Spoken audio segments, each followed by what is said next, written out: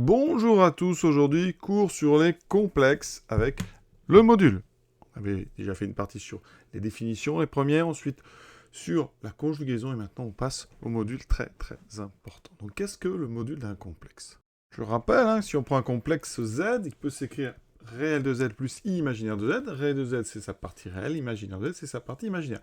Je rappelle bien sûr que le I n'est pas dans la partie imaginaire, donc si on prend 3 plus 4I, la partie réelle, c'est 3, la partie imaginaire, c'est 4. Et on avait vu la conjugaison. Z bar, c'est le conjugué de Z, c'est réel de Z moins I imaginaire de Z. Les parties imaginaires, vous voyez, sont opposées. On rajoute juste un mot. Alors là, on va attaquer une nouvelle chose, le module. On appelle module de Z le nombre.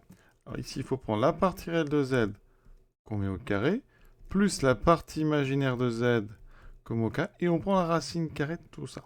Et on note ça avec, comme ça, Z entouré d'une barre de chaque côté, comme la valeur absolue. On va voir qu'il y a quand même un lien entre les deux. Donc ici, eh bien, propriété, c'est que comme réel de Z et imaginaire de Z, ce sont des réels, eh bien au carré, ce sont des réels positifs. La somme est positive, donc la racine carrée ici existe. Donc le module Z, c'est un nombre réel positif. D'accord? Petit exemple tout de suite. Le module de 1 plus 4i. On va donc mettre racine carrée. On va prendre le 1 qu'on va mettre au carré, plus le 4, c'est la partie réelle. On ne prend pas le i, bien sûr. 4 au carré. On obtiendra ici racine carrée de 17. Remarque importante. Pourquoi avoir choisi la même notation que les valeurs absolues? Eh bien, si on prend soit z réel dans ce cas-là, eh bien, quand on fait ceci, il ne faudrait pas qu'il y ait possibilité de confusion avec la valeur absolue. Bien, si on prend z réel en appliquant la formule du module, ici, donc si je veux le module de z, eh bien, j'aurai la racine carrée. Donc, de quoi?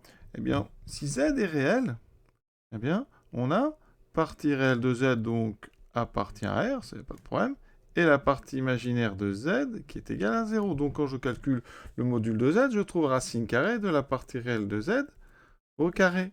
Et je trouve que, eh bien, quand x appartient à R,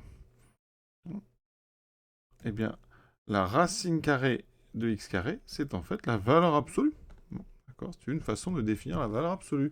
Alors ici, j'ai mis x, mais c'est la valeur absolue de ici z. Donc, en fait, les deux notations sont les mêmes parce que quand on prend z réel, eh bien, le module et la valeur absolue, c'est exactement la même chose. Exemple, si vous lisez ça, on peut soit lire valeur absolue de moins 4, soit lire module de moins 4. Ça dépend un petit peu du contexte dans lequel on se trouve, mais les deux donneront le même résultat, 4. Ici, valeur absolue de 7, ou module de 7, c'est donc 7. Donc sur R, valeur absolue et module donnent le même résultat. Géométriquement, on prend donc Z, un complexe, M l'image de Z, autrement dit Z est l'affixe de M. Je vais placer ici par exemple, je prends le complexe 3 plus I, eh bien, le point M va se trouver là, et bien il se trouve que le module, ça a une interprétation géométrique très intéressante. Ça représente la longueur OM. C'est-à-dire que le module de Z, c'est la distance entre OM, donc la longueur OM. Donc vous allez voir que ça va être l'occasion de faire pas mal de géométrie et ça va nous permettre de faire de la géométrie de façon très pratique avec des calculs, on va dire, algébriques. La démonstration, alors il faudrait évidemment considérer les cas en fonction du signe de x et y, mais si on prend z ici, dans l'exemple que j'ai donné, ça c'est donc xm, c'est-à-dire la partie réelle de z. Ici, vous allez retrouver ym, donc avec Pythagore, bien, la longueur OM, c'est la racine carrée de xm carré plus ym carré. On retrouve en fait racine carrée de réel de z au carré plus imaginaire de z au carré. Alors, effectivement, comme il y a 4 cadrans en fonction du signe, eh bien, comme il y a les carrés, ça ne changera pas. Donc, effectivement, vous admettez que module de z, c'est une longueur. Ça va être vraiment sympa. Et on a aussi une autre formule à connaître. Si je prends un point A et son affixe ZA, un point B et son affixe ZB, eh bien, si je veux évaluer ici la longueur AB, la calculer, eh bien, la longueur AB, ça sera le module de la soustraction ZB moins ZA. Donc, on va pouvoir transformer comme ça des calculs de longueur en calculs de modules dans le monde complexe. Autre remarque, eh bien, déjà, si on prend z égale 0, alors, eh bien, le module de z, c'est donc 0. Puisque la partie réelle et la partie imaginaire valent 0, la formule nous donne 0. Ensuite, si on prend z, un imaginaire pur, donc il appartient à IR, alors, eh bien, Ça veut dire que sa partie réelle est nulle, donc le module de z, ce sera la partie, ça sera racine carrée de imaginaire de z au carré. Autrement dit, puisque z est, en fait, il est i fois sa partie imaginaire, on va tomber ici sur donc la valeur absolue de la partie imaginaire de z. Alors si ça donne, par exemple, si on a module de 3i, eh bien ça sera juste le 3. D'accord? Module de moins 7i, ça sera la valeur absolue de 7, ça sera 7. Voilà.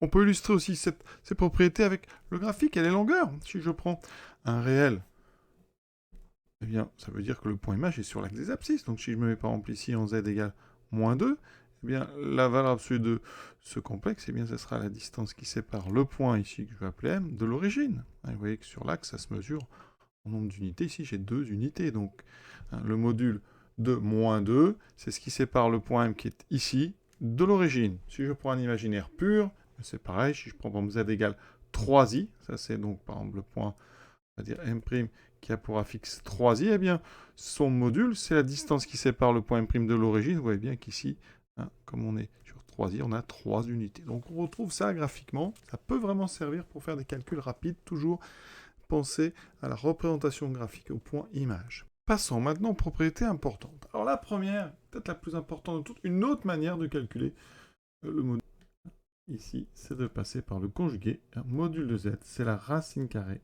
de z, z bar. Et ça, vraiment, dans pas mal d'exercices, ça va être un ressort important pour éviter de passer sous forme algébrique. Cette forme réelle de z plus i imaginaire de z. On va rester avec des conjugués. Alors ça se démontre très bien. Quand vous calculez z, z bar. Alors, je vais écrire z sous une forme plus simple, x plus y. Donc j'appelle ici x la partie réelle et y la partie imaginaire. Donc quand je calcule z, z bar, vous voyez, c'est très connu, on l'a vu dans le chapitre des conjugués. Quand on fait x plus y fois x moins y, c'est une identité remarquable. J'ai x carré moins y au carré. Ça fait moins i carré, ça fait x2 plus y2. Donc je retrouve bien réel de z au carré plus imaginaire de z au carré. Donc ici, effectivement, eh bien, quand je considère la partie, la racine carrée de z, z bar, j'ai racine carrée de x2 plus y2 qui correspond exactement à la formule que je vous ai donnée. Donc ici, on a bien module z qui est racine carrée de z, z bar.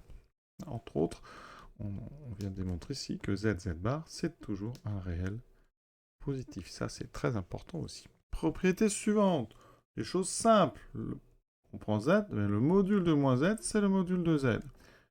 Alors ça, vous pouvez l'imaginer graphiquement. Quand on place ici donc un complexe d'affixe z, je vais le mettre ici, eh bien, le complexe d'affixe moins z, il est en face. D'accord? Et donc, on voit bien que ici, l'origine est au milieu, et donc, en termes de longueur, OM est égal à OM', donc les modules sont égaux. Et on a la même chose avec le conjugué. Le conjugué, lui, on sait qu'on le trouve symétriquement par rapport à l'axe horizontal, et donc la distance OM et OM seconde sont les mêmes, donc on a égalité des modules. Donc ces trois modules sont égaux, alors vous avez le quatrième, si on met les deux en même temps, on a ceci. Donc propriété qui peut être très intéressante pour gagner du temps. Et ensuite une série de propriétés algébriques. Donc on prend deux complexes, z et z'. Donc je prends un couple de complexes, je vais donc le prendre dans ces carrés. Donc quel que soit ce couple, eh bien le module du produit zz', c'est le produit des modules de z et le module de z'. Donc ça c'est très important. Ça se démontre. Je ne vais pas le faire là parce que c'est un petit peu long, assez simple, mais un petit peu long, uniquement technique, c'est du développement. Donc ça c'est une propriété vraiment qui va permettre de simplifier pas mal les calculs. On démontre ensuite par récurrence que si on prend donc un entier naturel non nul, eh bien avec cette propriété, le module de z puissance n, c'est le module de z à la puissance n. Toujours des belles phrases en français, un produit des modules, c'est le module produit. Le module de la puissance n, c'est le module à la puissance n, avec n, donc un entier naturel non nul. On a aussi, alors évidemment, il faut prendre des complexes non nuls, quel que soit donc ici z appartenant à C étoile, donc non nul, eh bien, le module de 1 sur z, c'est 1 sur le module de z. Et quand on met ça ici avec le produit, eh bien, on en déduit une autre propriété, quel que soit z et z' appartenant donc Alors Z est dans C, et je vais prendre Z' non nul, donc on est dans un produit cartésien C, C étoile, hein, C croix, C étoile. Eh bien, le module de Z sur Z', donc le module à quotient, c'est le quotient des modules. Très joli, toutes ces formules. Donc, c'est comme le conjugué passe très bien à la multiplication. On avait les phrases, le conjugué d'un produit, c'est le produit conjugué. On a la même chose avec le module. On a la même chose avec la puissance, la même chose avec les inverses. On avait vu que l'inverse d'un conjugué, c'est le conjugué de l'inverse. Et donc, ça veut dire que module et conjugaison, c'est très pratique avec les multiplications, donc les puissances et les inverses. On finira par un ensemble très important, hein, l'ensemble noté U. L'ensemble, on appelle le cercle unité. L'ensemble U, hein, donc ici on va l'écrire comme ceci, en compréhension. Donc c'est l'ensemble des complexes, donc Z tel que le module de Z est égal à 1. Donc, ça, c'est vraiment un ensemble des plus importants. Tous les complexes de modules. Alors, graphiquement, eh bien, U, l'image donc de U, c'est le cercle trigonométrique. Cet ensemble est appelé groupe unité. Une propriété, une structure de groupe, et on verra ça, c'est du post-bac, donc on ne va pas en parler ici. Mais les propriétés qu'on peut utiliser sur ce groupe unité, c'est les suivantes. C'est un ensemble qui fonctionne très bien avec la multiplication. Tout d'abord, l'élément neutre de la multiplication appartient à U. D'accord ? Puisque le module de 1, c'est la valeur absolue de 1, c'est 1. Ensuite, si on prend deux éléments de U, donc dans U carré, eh bien, le produit ZZ' est aussi égal à 1. C'est-à-dire que le produit de deux éléments de U est dans U. Alors ça se démontre très facilement, puisque le module d'un produit, c'est le produit des modules. Comme chacun a un module égal à 1, le produit fait bien 1. D'accord ? Ça marche aussi très bien avec l'inverse par rapport à la multiplication. Donc ici, quel que soit Z appartenant à U, là, c'est pas besoin de préciser non nul parce que eh bien, 0 n'est pas dans cet ensemble. Eh bien, 1 sur Z en module, c'est égal à 1. Donc ici, les propriétés que je vais mettre en évidence, c'est que ici, quel que soit le couple dans U, eh bien, Z' appartient aussi à U. Et 1 sur Z appartient aussi à U. Donc c'est un ensemble qui contient l'élément neutre de la multiplication, qui est stable par multiplication, et qui est stable par inversion. Et on dit que c'est un groupe pour la multiplication. Donc, U, je répète, stable par multiplication et inversion, ce fameux groupe unité. On va s'arrêter à pour module. Alors, on pourrait aller un petit peu plus loin, mais on n'a pas encore atteint l'endroit où on va parler de ce qu'on appelle les formes exponentielles, mais le groupe unité, c'est aussi une autre façon de l'écrire. C'est l'ensemble des nombres qui s'écrivent EIθ, avec θ appartenant à R.